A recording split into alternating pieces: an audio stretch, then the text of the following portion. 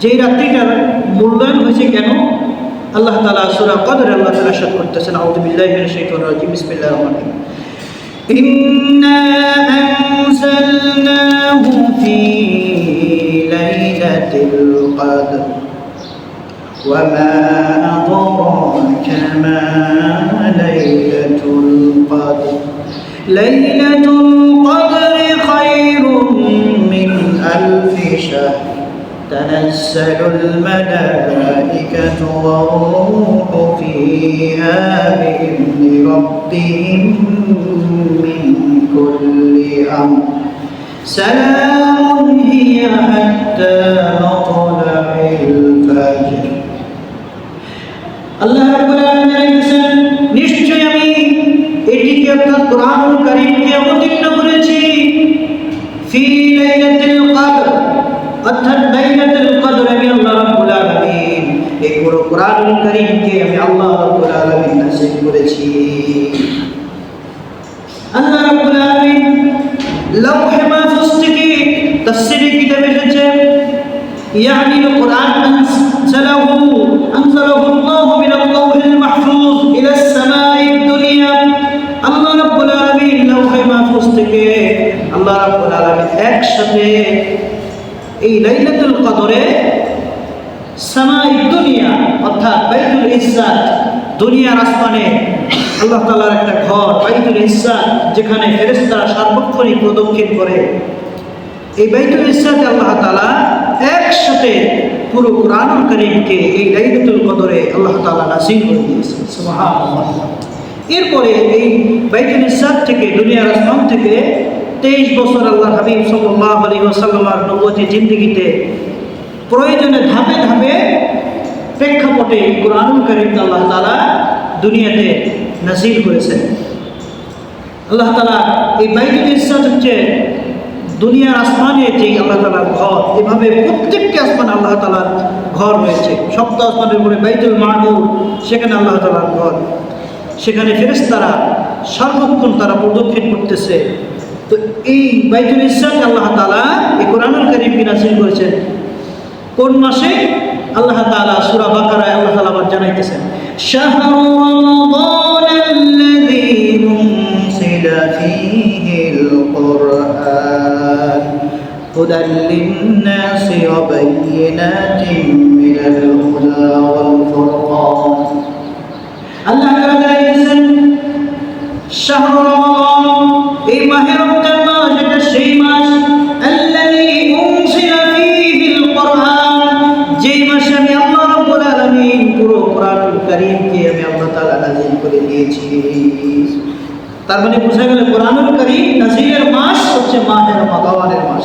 এই মাহে রমাদান মাসের ইজ্জত, তাজিম, সম্মান, পজিশন, এটার একটাই কারণ, সেটা হচ্ছে এই মাসটা হচ্ছে কোরআনুল কারীমের অবতরণের মাস। আর লাইলাতুল কদর হচ্ছে কোরআনুল কারীমের, এটা আমরা বলি জন্মবার্ষিকী বলি, কোরআনুল কারীমের অবতরণের রজনী। এই কোরআনুল কারীমের অবতরণের যে রাতটা, ওই রাতটা কি? লাইলাতুল কদর। আল্লাহ তাআলা জানাইতেছেন, নিশ্চয়ই আমি এই কোরআনুল কারীমকে লাইলাতুল কদরে নাযিল করেছি।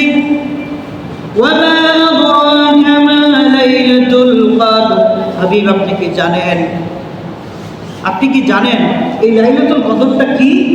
অর্থাৎ প্রশ্নবোধক আল্লাহ তাআলা এটাকে আরো গুরুত্বপূর্ণ করার জন্য, এটার মাহাত্ম্য বোঝানোর জন্য আল্লাহ তাআলা প্রশ্ন করলেন। আমরা যেরকম তুমি কি জানো এটা কি, অর্থাৎ এটা অনেক দামি জিনিস। তো আল্লাহ তাআলা তার হাবিব সাল্লাল্লাহু আলাইহি ওয়াসাল্লাম বলতেছে, আপনি কি জানেন এই লাইলাতুল কদরটা কি?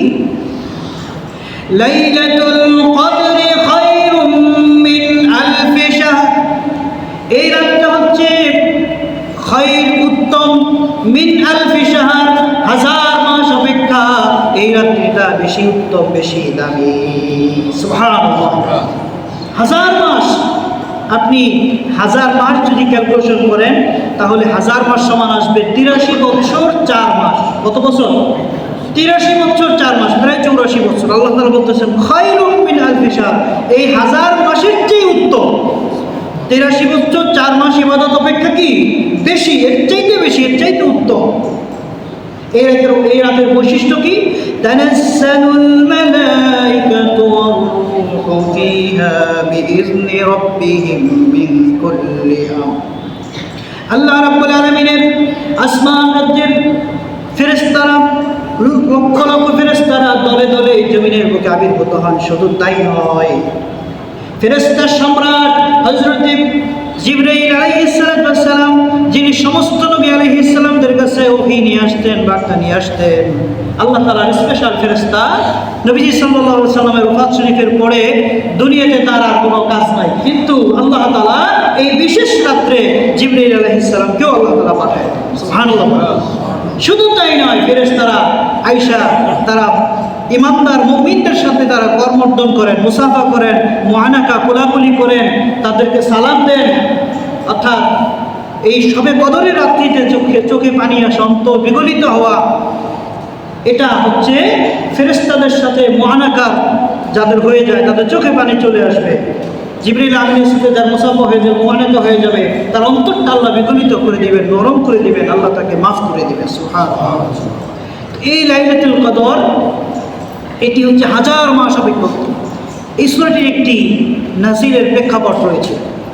আল্লাহ হাবিব সাল্লাল্লাহু আলাইহি ওয়াসাল্লাম একবার বনী ইসরাইলের একজন প্রখ্যাত নবী শামুয়েল আলাইহিস সালাম তার এই আবিদের সম্পর্কে আলোচনা করতেছিলেন যে তিনি একাধারে 1000 মাস পর্যন্ত শত্রুদের সাথে জিহাদ করেছেন এবং সারা রাত তাহাজ্জুদের নামাজ পড়ছে। সারা রাত কি করছে?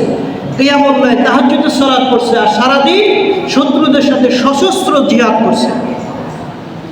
তো এই আবিদের কথা আলোচনার পরে সাহাবায়ে কেরামদের মনে কিছুটা আসলো যে হায় রে, আমাদের হায়াত তো কম, 50 বছর, 60 বছর, 70-80 বছর, কিন্তু তারা হাজার মাস এই তারা আল্লাহ তাআলার ইবাদত করছে। তো 1000 বছর এটা তো অনেক বেশি।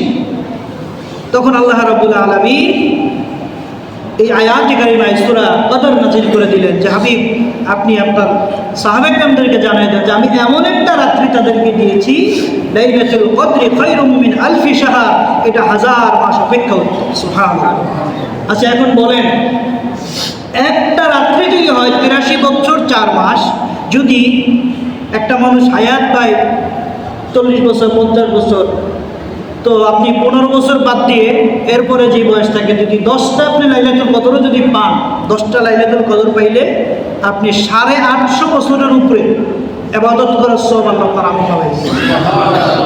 মাত্র 10টা। তো আমরা আমাদের যে হায়াত, তাহলে বোঝা গেল 50-60 বছরে যদি আপনি 20টা পেয়ে যান, তাহলে দেখা যাবে হাসরের ময়দানে 1000 বছর, 1700 বছর হায়াত নিয়ে আগেকার নবীর উম্মতেরা যেই আমল করছে, এই উম্মতে মুহাম্মাদি 50 বছর হায়াত নিয়ে তারা তার চাইতে বেশি আমল নিয়ে আল্লাহ তাআলা করছে।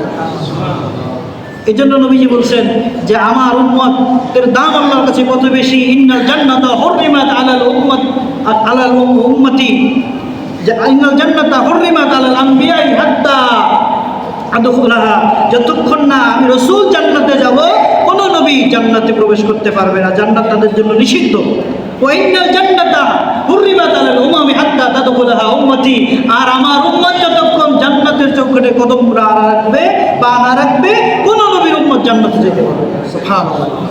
অর্থাৎ এই উম্মতের হায়াত কম, কিন্তু অল্প আমলে আল্লাহ তাআলা এত বেশি প্রতিদান দান করবেন যে নবীজি অপর বর্ণনা এসেছে যে মান তামাসসাকা বিসুন্নতি ইনদা ফাসাদি উম্মতি ফালাহু আজরু মিয়াতিন শাহীদ, যে ফিতনার সময় যে আমি রাসূলের একটা ছোট্ট একটা আত্মা সুন্নাহ ধরে রাখবে, আল্লাহ তাকে 100 গলা কাটার শহীদের সওয়াব দান করেছে। এই জন্য ফিতনার সময় ছোট ছোট আমলগুলি গুরুত্ব দেওয়া। দেখবেন একজন সামনের কাতারে যে লোকটা নামাজ পড়ে সব সময়, শয়তান কিন্তু এর একসাথে সিনেমা হলে নিতে পারে না। এরে বোঝায় যে তোর শরীর একটু অসুস্থ, তুই পিছনের কাতারে দাঁড়া। তো পিছনের কাতারে দাঁড়াইছে, এরপরে বোঝায় যে ঠিক আছে বাসায় যাই নামাজটা পড়তে, আমার 2-1 দিন ছুটে গেলে কিছু হয় না। এরপরে বাসায় যাওয়ার পরে বাসায় গেলে নামাজ ভালো লাগে না, তখন যে এক ওয়াক্তে আর এক ওয়াক্তে পড়। এইভাবে মানুষকে শয়তান ছোট ছোট গুনাহ দিয়ে মানুষকে বিপদগামী করে দেয়। এই জন্য এই রমজান মাস আসলে ফেরেশতা ঘোষণা করতে থাকে, ইয়া বাগিয়াল খাইর আকবিল ওয়া ইয়া বাগিয়াশ শাররি আকসির, যে হে পুণ্যের অনুসন্ধানকারী তোমরা অগ্রসর হও এবং যে পাপিষ্ঠ তোমরা থেমে যাও।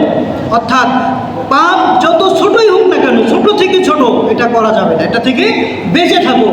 এবং পূর্ণ নেক আমল যত ছোট থেকে ছোট হোক এটা বাদ দেওয়া যাবে। অর্থাৎ পুণ্য যত ছোট হোক এটা ধরতে হবে, আর পাপ যত ছোট হোক এটা কি ছাড়তে হবে। এটা হচ্ছে মাহে রমজানের প্রথম দিন ফেরেশতারা এভাবে ঘোষণা করতে থাকেন। তো এই মাহে রমজানে এই 1000 মাস নবীজি সাল্লাল্লাহু আলাইহি সাল্লামের শামুল আলাইহিস সালামের ঘটনা বললেন। শামুল আলাইহিস সালাম তিনি 1000 মাস শত্রুদের সাথে জিহাদ করেছেন। এরপরে শত্রুরা কোনোভাবেই তাকে যখন ঘায়েল করতে পারলো না, এক পর্যায়ে যাইয়া তার স্ত্রীকে তারা লোভ দেখাইল, স্বর্ণ অলঙ্কার অনেক কিছু লোভ দেখাইয়া এরপরে যে তাকে কোনোভাবেই তারা কাবু করতে পারতেছিল না। হাজার হাজার কাফেরদের মোকাবেলায় তিনি একাই ছিলেন 1000-এর সমান। তো এক পর্যায়ে তাকে কোনোভাবেই যখন ঘায়েল করতে পারলো না, তার স্ত্রীকে তারা হাত করলো।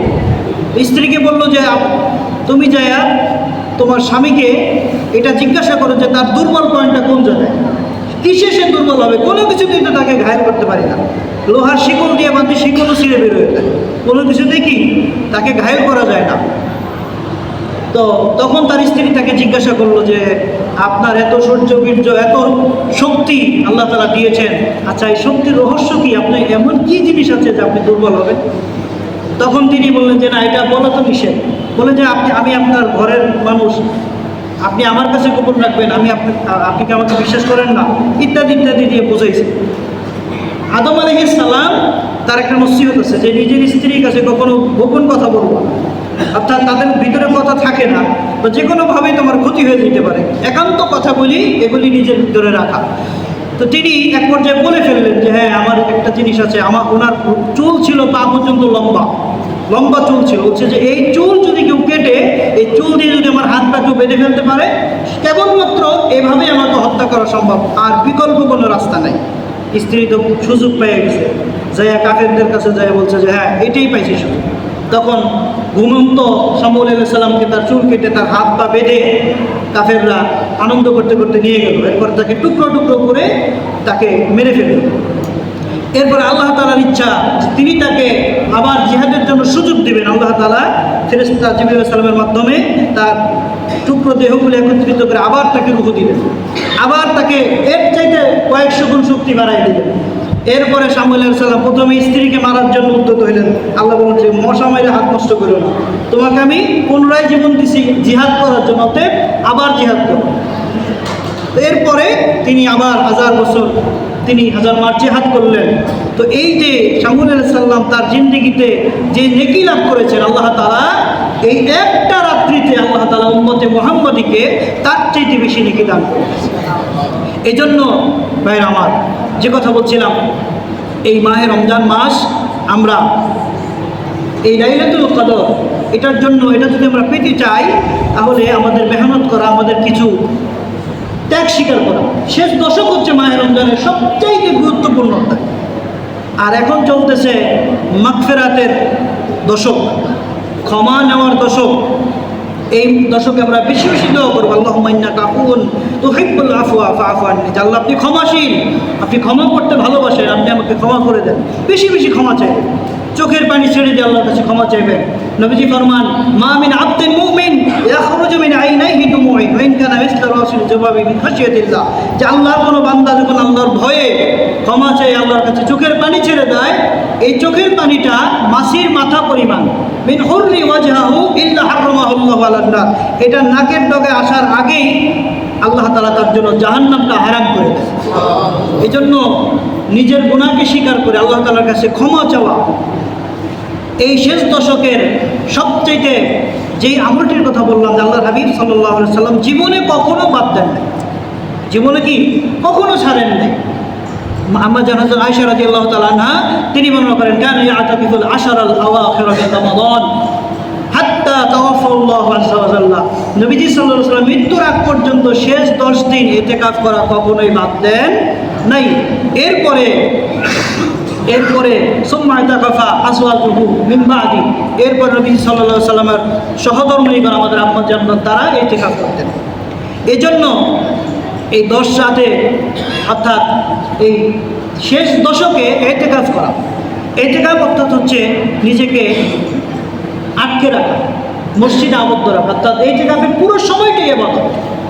আপনি ওয়াশরুমে যান, আপনি ঘুমান, আপনি চুপ করে বসে থাকেন, আপনি যা কিছু করেন না কেন এই সময়টা কি ইবাদত। এই এতেকাফকারী সম্পর্কে নবীজি বলেছেন, যে ব্যক্তি এই শেষ দশকে এতেকাফ করবে, কাহজ্জাতাইনে উমরাতাইনে, কবুলিয়ত 2টা হজ এবং 2টা উমরা সব আল্লাহ তার আমলনামায় দান করে দেবেন। এরপরে যে ব্যক্তি এই শেষ দশকে ইবাদত করে, তার সবচেয়ে বড় যে লাভটা হয় সেটা হচ্ছে লাইলাতুল কদর তার থেকে ছুটে যায় না। নবীজি সাল্লাল্লাহু আলাইহি সাল্লাম এই মাহে রমজানের প্রথম 10 দিন ইতিকাফ করলেন।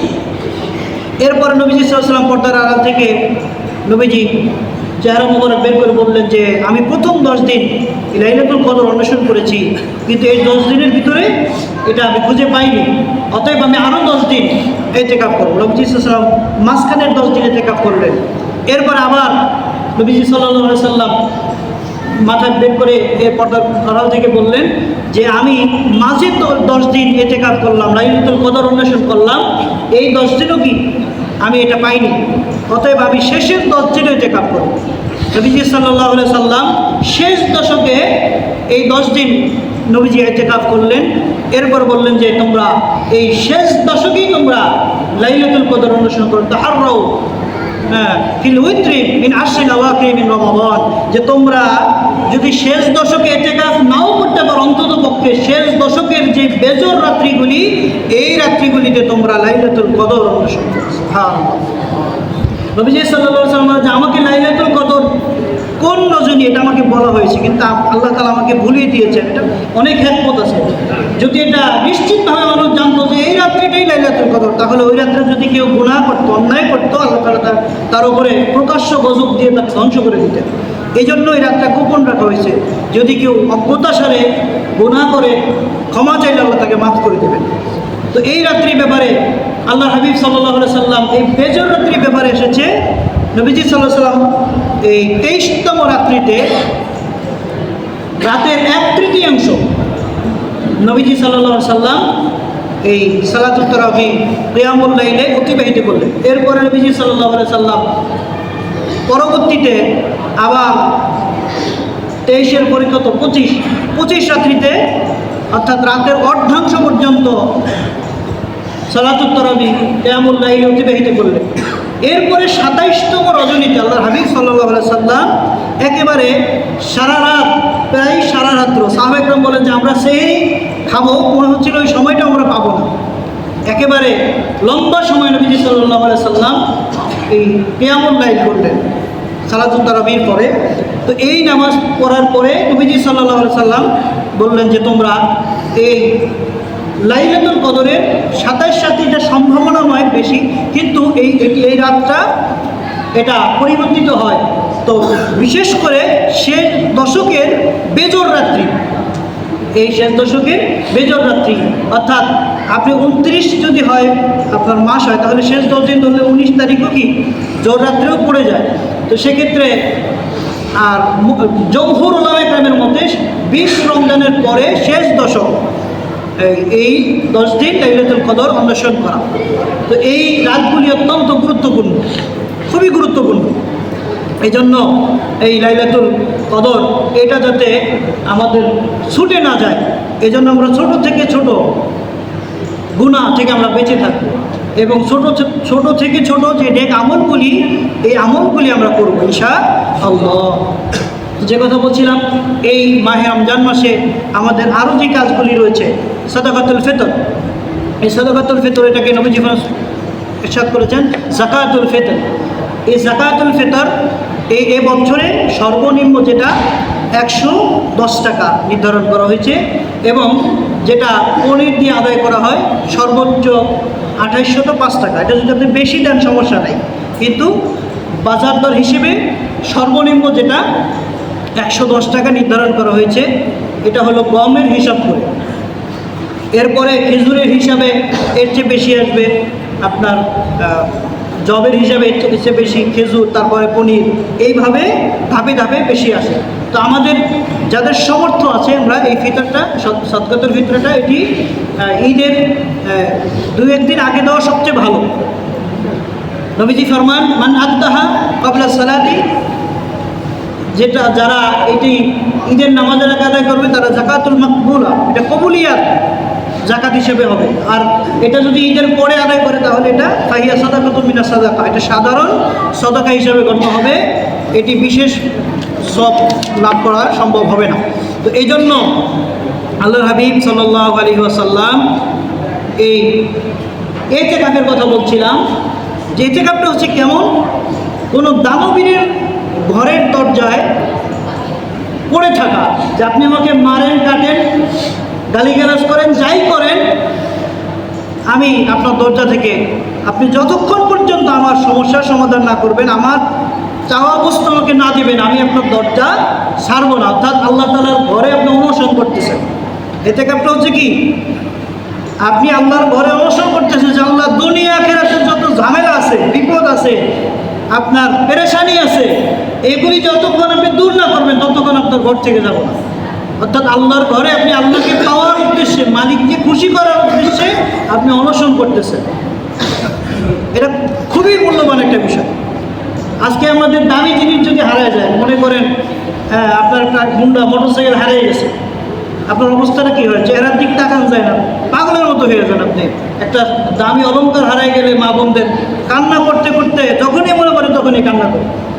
তো দামি জিনিস হারাই গেলে আমরা অনেক আফসোস করি, কিন্তু এই মাহে রমজান মাসটা যে এত দামি, এই মাহে রমজানের কমপক্ষে যদি আপনি একটা আমলকে 70 গুণ বাড়ায় দেয় আল্লাহ, তাহলে এই 70 গুণ যদি বাড়ায় তাহলে 30 গুণ, আপনি 30 দিনে যদি 70 গুণ বাড়ায় তাহলে দেখা যায় হিসাব করে প্রায় 5 বছর 10 মাসের ইবাদত এই 1 মাসের ভিতরে আল্লাহ তাআলা দিয়ে দিয়েছে।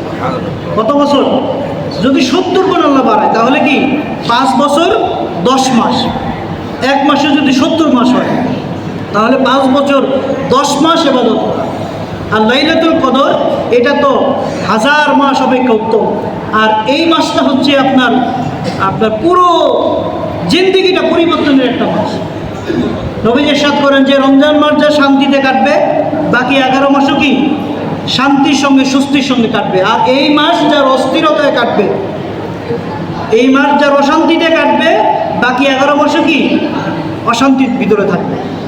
এই সারা বছরের নিয়ামত, রহমত, এটা যদি আপনি এক সমুদ্রের 1 ফোঁটা পানির সাথে তুলনা করেন, তাহলে এই মাহে রমজান মাসটা হলো একটা সমুদ্র। অর্থাৎ একটা সমুদ্রের কিছু ছিটে ফোঁটা হচ্ছে, বাকি 11 মাস আল্লাহ দেন। অতএব এই রমজান মাসটা হচ্ছে কামাইয়ের মাস, অর্থাৎ টাকা কামাই না, এই মাসটা হলো নেকি অর্জনের মাস। অনুকূল পরিবেশ, এবং একদিকে শয়তান শৃঙ্খলাবদ্ধ, অপরদিকে ক্ষুধার সৃষ্ট অগ্নিতে নফস দুর্বল, অপরদিকে ইতিকাফের মাধ্যমে দুনিয়ার সাথে সম্পর্ক ছিন্ন করার মাধ্যমে আল্লাহ তাআলা রেজামন্দি, একান্ত নৈকট্য এই মাহে রমজান মাসে লাভ হয়। এই জন্য এই মাহে রমাদান, এই মাসটা প্রত্যেকটা সময় আমাদের জন্য খুবই গুরুত্বপূর্ণ। আমাদের অধিকাংশ ক্ষেত্রেই আমাদের দেখা যায় রাতে একটু কম ঘুম হইলে এই সকালবেলা 1 ঘন্টা ঘুমের জন্য কাজা কাফারা 3 ঘন্টা ঘুমায়।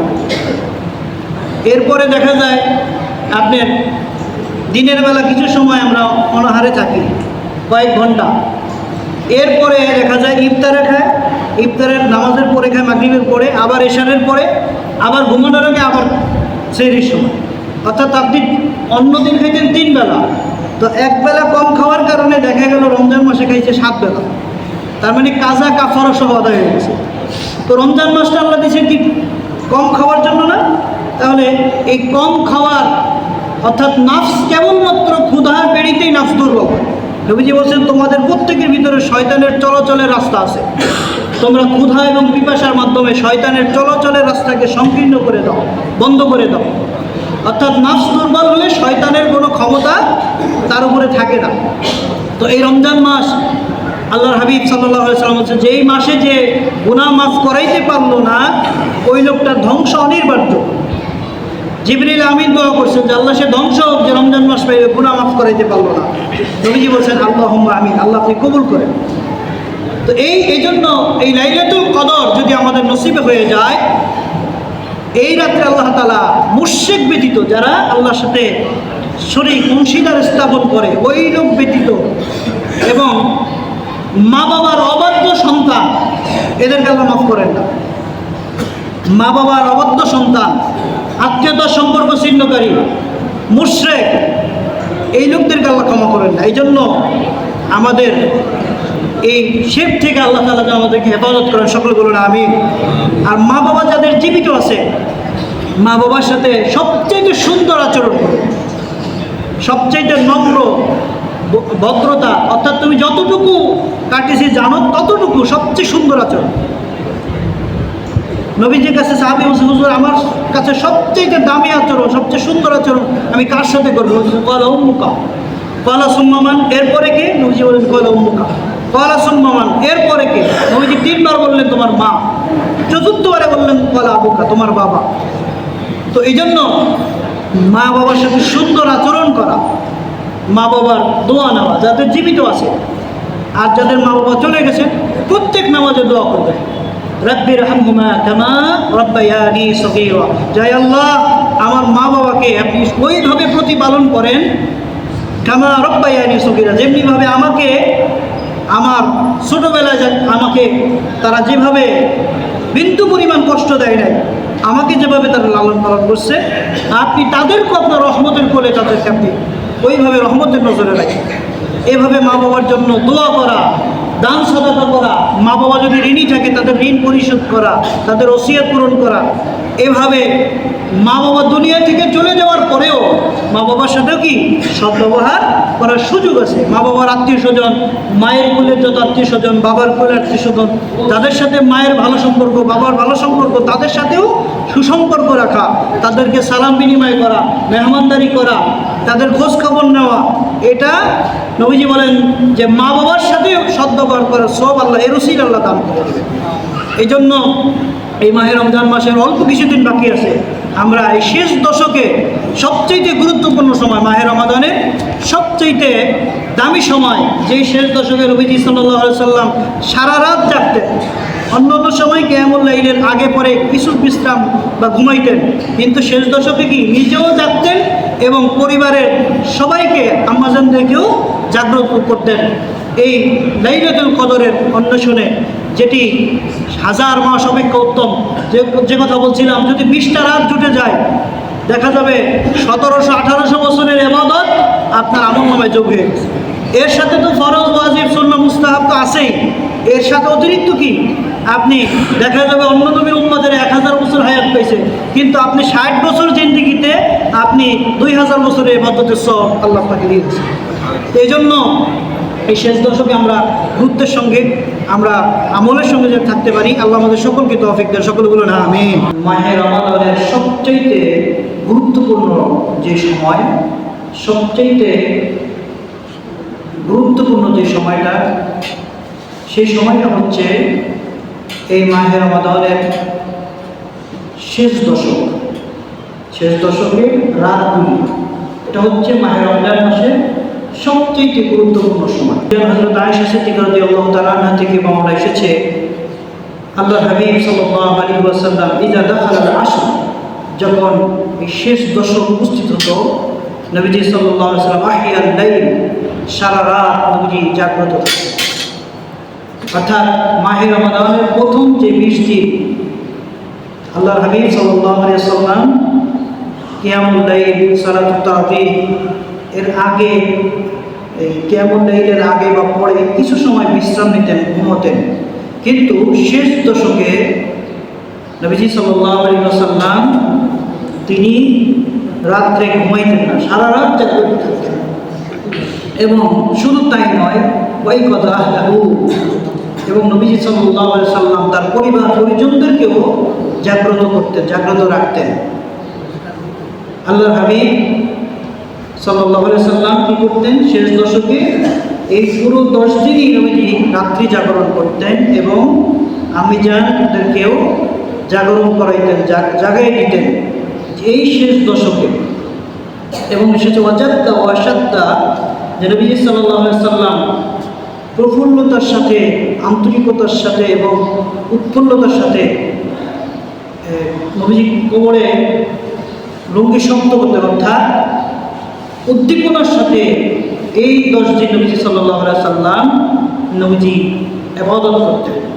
এবং আমি জানি আয়েশা রাদিয়াল্লাহু তাআলা আনহা থেকে আরেকটা বর্ণনা পাওয়া যায়, নবীজি সাল্লাল্লাহু আলাইহি সাল্লাম কি করতেন? কানা রাসূলুল্লাহ সাল্লাল্লাহু আলাইহি ওয়াসাল্লাম ইয়াতাকিফু আশরাল আওয়াখির মিনাল আশরি মিন রমাদান। নবীজি সাল্লাল্লাহু আলাইহি ওয়াসাল্লাম এই শেষ দশকের এই 10 দিন নবীজি ইতিকাফ করতেন, অর্থাৎ নিজেকে মসজিদের ভিতরে আবদ্ধ রাখতেন, নিজেকে আটকে রাখা, আবদ্ধ রাখা, অর্থাৎ দুনিয়াবী সকল সম্পর্ক থেকে দূরে থেকে কেবলমাত্র মালিকের কাছে এই 10 দিন ইবাদতের জন্য, আল্লাহর সন্তুষ্টির জন্য আল্লাহর হাবিব সাল্লাল্লাহু আলাইহি সাল্লাম ইতিকাফ করতেন। হাত্তা তাওয়াফাহু আল্লাহু আযজা ওয়া জাল্লা। এই আমলটা নবী সাল্লাল্লাহু আলাইহি সাল্লাম ইন্তেকাল শরীফের আগ পর্যন্ত এই আমলটা কখনোই বাদ দেন নাই। নবী সাল্লাল্লাহু আলাইহি সাল্লাম এই 10 দিন ইতিকাফ, এটা নবীজি সাল্লাল্লাহু আলাইহি সাল্লামের ওফাতের আগ পর্যন্ত নবীজি সাল্লাল্লাহু আলাইহি সাল্লাম কখনোই বাদ দেন নাই। এরপরে আল্লাহ হাবিব সাল্লাল্লাহু আলাইহি সাল্লামের ওফাত শরীফের পরে সুম্মা আতাকাফা আসওয়াজুহু মিন বা'দিহি, নবীজি সাল্লাল্লাহু আলাইহি সাল্লামের সহধর্মিণীগণ, আমাদের আম্মাজানগণ, তারা ইতিকাফ করতেন। এই ইতিকাফের মূল উদ্দেশ্য হচ্ছে আল্লাহর হাবিব সাল্লাল্লাহু আলাইহি ওয়াসাল্লাম এই 10 দিনে বিশেষ একটা নিয়ামত আল্লাহ তাআলা এই উম্মতের জন্য দান করেছেন, যেটি সহিহ হাদিস শরীফে বুখারী মুসলিমের রওয়াতে এবং অন্যান্য বর্ণনায় পাওয়া যায়। সেটা হচ্ছে লাইলাতুল কদর। এই বিশেষ নিয়ামতটা, এটা আল্লাহ তাআলা অন্য কোনো নবীর উম্মতকে আল্লাহ তাআলা দেন না।